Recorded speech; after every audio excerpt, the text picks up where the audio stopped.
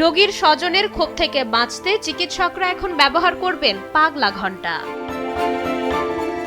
দেশের বড় বড় সরকারি হাসপাতালগুলোতে প্রায় রোগীর স্বজনদের ক্ষোভের মুখে পড়তে হয় চিকিৎসক ও স্বাস্থ্যকর্মীদের। তাদের কর্মক্ষেত্রে নিরাপত্তা নিশ্চিত করতে বিশেষ এই উদ্যোগ নিচ্ছে সরকার। যে কোনো জরুরি পরিস্থিতি বা অনাকাঙ্ক্ষিত ঘটনা মোকাবেলায় চালু করা হচ্ছে এই সেন্ট্রাল ইমার্জেন্সি অ্যালার্ম সিস্টেম বা পাগলা ঘণ্টা।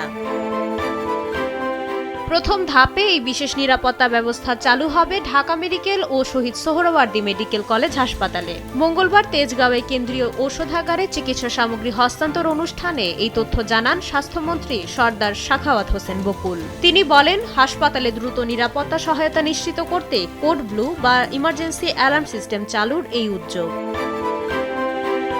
শুধু অ্যালার্ম সিস্টেমই নয়, রাজধানীর মহাখালী এলাকায় স্বাস্থ্য সংশ্লিষ্ট গুরুত্বপূর্ণ স্থাপনাগুলোর নিরাপত্তা জোরদারে সেখানে একটি আলাদা পুলিশ ক্যাম্প স্থাপনের পরিকল্পনাও করছে সরকার। এদিকে ঢাকার বাইরেও বাড়ছে চিকিৎসা সেবার পরিধি। দেশের 10টি জেলা সদর হাসপাতালে আইসিইউ ইউনিটের জন্য দেওয়া হয়েছে একটি করে শিশু ভেন্টিলেটর।